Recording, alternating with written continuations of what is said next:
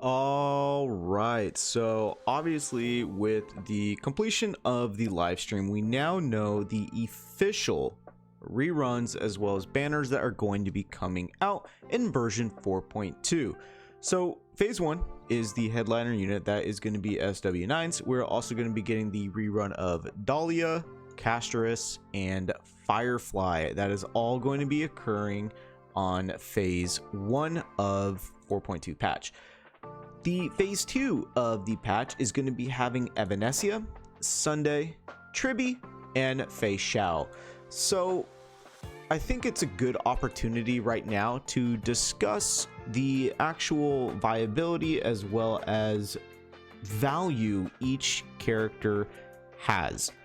And I'm going to save these two for last because it really just depends on who your own personal preference is going to be, quite frankly. So starting off with Sunday, and Sunday is a very good harmony character. He is able to advance action forward any of your characters, give them also energy regeneration, which is very good, while also increasing their own crit damage by an amount equal to a certain percentage of his own.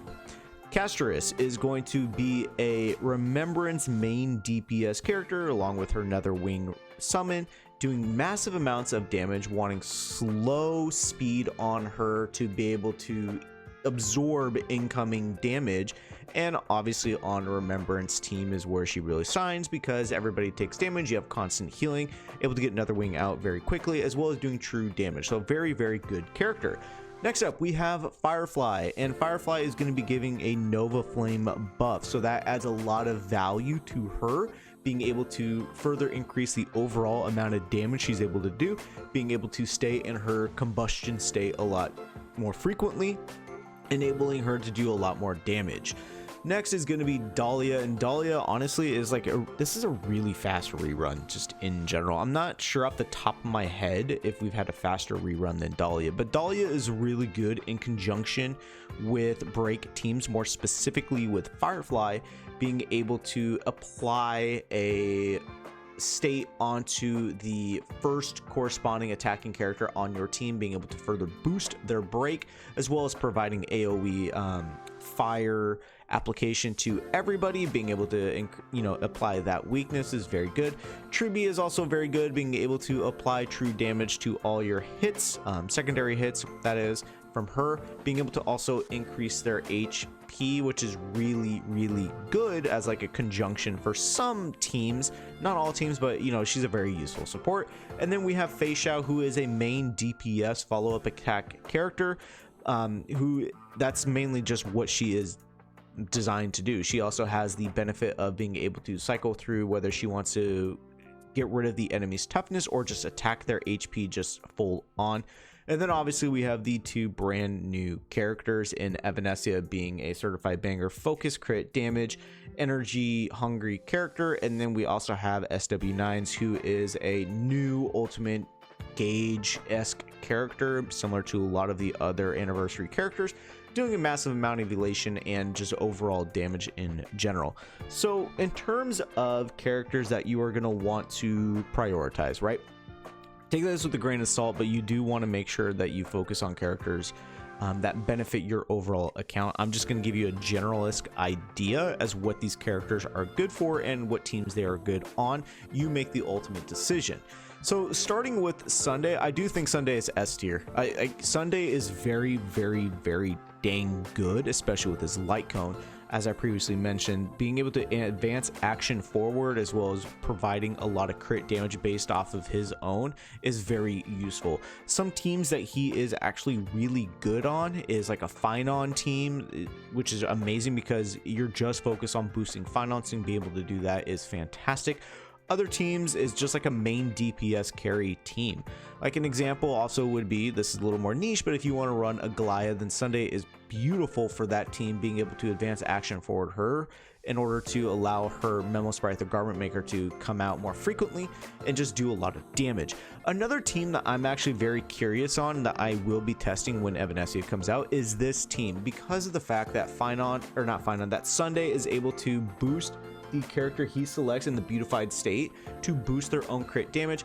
Boosting Evanesia's crit damage is very good because it allows her to have more frequent uses of her ultimate. So that is a very good option, but just in general, the raw numbers Sunday's able to do is very, very strong, very good. And he is just like a step above people who like using Bronya. I think Sunday's just a better character all in all. Castris, I'm putting in A tier, and I'm putting in A tier because of this caveat. She is phenomenal on the Remembrance team. I fully understand that. I had the Remembrance team. She's amazing. She does stupid amounts of damage. But if you don't have a complete Remembrance team, she does not do nearly as much damage. She's still extremely strong, but she's not nearly at the same par as if she was on a Remembrance team, having that frequency to get Netherwing out as quickly as possible with the rate of frequency that she's able to do on the Remembrance team.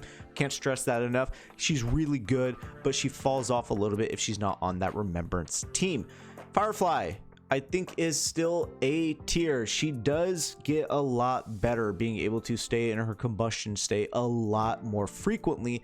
The downside though is that she is competing with other top DPS characters. Like an example right here is Castris that she's sitting right next to. Other examples would be Silverwolf 9s and then Finon. Just there's a lot of different components that she competes with. She is the best at this point now with her Nova Flame buffs. I think she is the best break DPS character in the game. So if you have a break team that you lack that main DPS role, Firefly fits in beautifully. In conjunction with that, I do think Dahlia is good. I'm struggling between A and B tier simply because of the fact that outside of a break team, Dahlia actually loses a lot of value. She really, I'm gonna put her in B tier actually, and the reasoning why, as I'm thinking it real quick in my head, while she is extremely good for break teams, outside of Firefly, she actually loses a lot of value because of the fact that you mainly want your main DPS to be fire centric because you want to implant that fire weakness onto the enemies. Guess what? Firefly does that in her combustion state. Boot Hill and Rappa do not do either of those, and those are the other two main break DPS characters. So if you have a team like this with Ling, Sha, and Fug, then that is fantastic. You have a full break team. But outside of Firefly, Dahlia loses a lot of value. Tribby is extremely good, being able to further increase the overall HP your team has. Obviously that's extremely good with the likes of Castris. Also very good with other HP DPS characters such as Blade and Jing Liu. And I do think she's actually a lot better than Dahlia because she has more options when it comes to team comps than Dahlia. She's able to be run on a lot of different teams, as well as like teams that have survivability issues. You can just throw Tribby on there and boom, you have a character who's going to boost everybody's HP while also allowing more true damage to be occurring, which is huge. True damage is one of the best forms of damage you can possibly have on your team. So that's where I would put her. Next up is Fei Xiao. In Fei Xiao, which it pains me to say this because follow-up attack team and the dot team were like my two favorite teams when I started back when Kafka was first released. I loved using those teams, not follow-up, but you know, as it progressed, I loved the follow-up attack team. However, our girl here is definitely falling off when it comes to raw DPS numbers. She was for a very short window the best DPS character in the game, supplanting Acheron. However, because of subsequent patches and as time has progressed, other DPS characters have just completely eclipsed her in raw damage. It is very nice the fact that she's able to change the type of attack she's able to do. You can either attack the enemy's weakness bar or you can just attack their HP. It is very nice that she has that threshold to be able to do that. However, I do think out of all of these characters, I do think Fei Xiao is the weakest. Now, you could make an argument that, well, Ashvale is out and he's really good with Fei Xiao. Yeah, that's true, but Ashvale is going to be on another follow-up team that is going to be coming out relatively soon with upcoming releases of characters. Fei Xiao has just lost her spot in her follow-up attack team. Now, the two characters, the main headliners of this patch, I saved them for last. we are going to start with Silverwolf 9s, and I want to emphasize this with both of these characters because of the fact that they both are of a new path, that being Elation, well, relatively new. Currently at the time of this recording, we only have Silverwolf 9s, we have Evanesia, we have the Elation MC, we have Sparksy, and we have Yao Guang. That is all the Elation characters we currently have at the time of this recording and release of 4.2.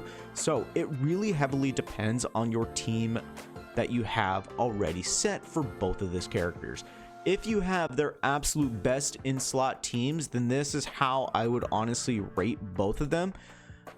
They're both very good. Evanesia falls a little further behind when it comes to raw DPS damage output in comparison to Silverwolf 9s. However, if you do not have their overall teams, who exactly are you going to be able to pull for and have a relatively ease of use team when it comes to just overall team viability? Then honestly, I think it actually goes down to this. Because of the fact that you have so many Harmony characters and so many like a couple supporting characters who are able to fully allow energy to boost, which is absolutely critical for Evanesia to get her full damage output. I mean, right there, paired up with Sunday is phenomenal. And if you don't have Sunday, you can use someone like Bronya, you can use Ting Yuan. Like, these are characters and options you have to run on a budget Evanesia team to allow her ultimate more ease of use to get your certified bangers and do your damage. Silverwolf, on the other hand, if you do not have Sparksy, then she really struggles. And because of Sparksy, what she does, and Silverwolf, their synergy is just, it's incredible. I'll have it in my build guide Wednesday, but the reasoning why is because of the fact that the skill point consumption generation that they both like interact with each other is fantastic. Being able to generate 2 additional skill points with Silverwolf's lucky loot boxes, right? And then Sparksy being able to just consume so many skill points while also having her light cone, if you do, being able to increase the maximum number of skill points you currently have available to you. Without that, Silverwolf falls dramatically. Do you have another character who could, you know, consume so many skill points? That could be an option, like Donahung PT or even Archer. But with what they do in comparison to Sparksy is just like night and day, a complete difference. So again, if you have teams for both of these characters, then this is where I think it would be going for in terms of summon priority and who actually holds value. If you don't, then it goes to like this. I do think Evanesia, if you do plan on skipping like most of the Elation characters, you can still probably get Evanesia and still be relatively okay for, like, you know, shield Elation mechanics. But Silverwolf, you do not have that luxury because you want Sparksy on her team like heavily. So that's all for me, guys, and I'll see you all within the next video.